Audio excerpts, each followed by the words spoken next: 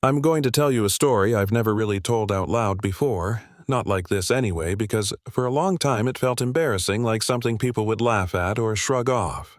But the truth is, this moment changed how I see the world and how I see myself.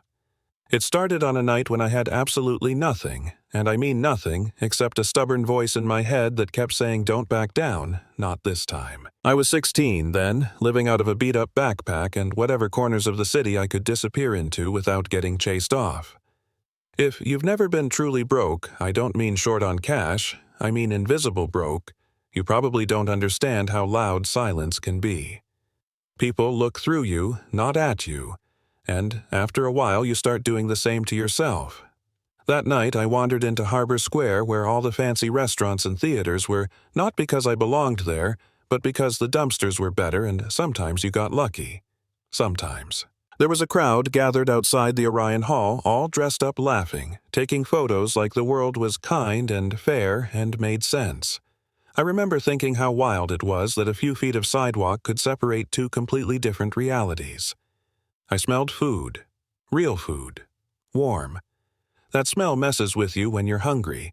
It makes you stupid brave. I stepped closer, probably looking exactly like what they expected a problem to look like. Dirty, hoodie, scuffed shoes, hair that hadn't seen shampoo in weeks. One of the ushers spotted me immediately. He squared his shoulders like he'd been waiting all night for a reason to feel important. "You need to move along," he said loud enough for people to hear. Not angry. Worse. Annoyed. Like I'd spilled something on his day. I told him I wasn't begging. That part still makes me laugh, a little dark laugh, but it mattered to me. I said I played music. I said I could perform.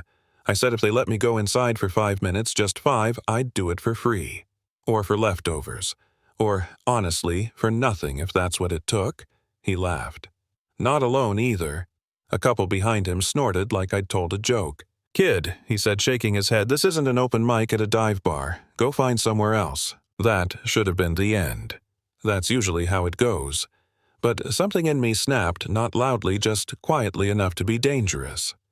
I saw the side entrance half open, someone wheeling equipment inside, and I thought if I don't try now, I'm going to be the same person a year from now, 5 years from now, still standing outside warm buildings pretending I don't care. Inside, everything smelled like polish and money.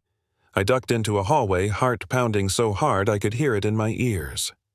I followed the sound of tuning instruments, soft notes echoing like a heartbeat. And there it was. A grand piano center stage lights dimmed, waiting. I hadn't touched anything like that since before my dad died, before the rent stopped getting paid, before life got mean. The performance ended to thunderous applause. Suits clapped. Dresses shimmered. People stood like they were supposed to. And without thinking anymore, because thinking would have stopped me, I walked out onto the stage. The silence was immediate and heavy. You could feel confusion turn into irritation in real time. A man in the front row actually said, "What the hell is this?" Someone else laughed.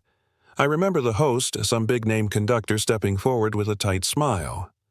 "Son, you're not part of the program," he said into the mic so everyone could hear. My voice shook, but it didn't break. I know I said, "I just want one song, that's it." More laughter. Someone yelled, "Play something funny." Another said, "This is sad." And yeah, it was. But not in the way they thought. I sat down anyway. The conductor leaned over, hissed that security was on the way. I nodded, hands hovering over the keys, thinking about the nights I'd played on broken keyboards, pretending they sounded full, pretending someone was listening. I started to play. It wasn't flashy. It wasn't perfect. It was honest. And something shifted. The laughing stopped first. Then the whispers. I could feel the room lean in like everyone realized too late that this wasn't entertainment anymore. This was confession. When I finished, you could have heard a pin drop. Security was already halfway to me when a man stood up in the aisle. Tall gray hair, expensive suit, but his face wasn't angry. It was wrecked. He told them to stop. All of them. Then he asked me where I learned to play like that. I told him the truth. My dad. A second-hand piano. Long nights when music was the only thing that made the walls feel farther apart. He didn't say anything for a second. Then he did something no one expected. He apologized. To me. Out loud. For laughing. For letting others laugh. For forgetting what music was for in the first place. They fed me that night. Real food. They let me finish the set. And afterward that man offered to help me get back on my feet. Not with charity, with opportunity. Here's the part that might make people uncomfortable. Not everyone clapped. Not everyone smiled. Some folks looked angry, like the rules had been broken and they didn't like who benefited. And that's fine. That reaction matters too. Because the truth is, we like stories about rising up as long as they don't interrupt dinner. So here's my question for you. Was it right for me to walk onto that stage uninvited? Should I have stayed outside where people thought I belonged? Or is there a point where survival and dignity matter more than etiquette? Drop your thoughts in the comments. I want to know where you stand. And if you've ever seen someone get judged before they were heard, tell that story too. Sometimes the most important voices are the ones people try hardest to silence.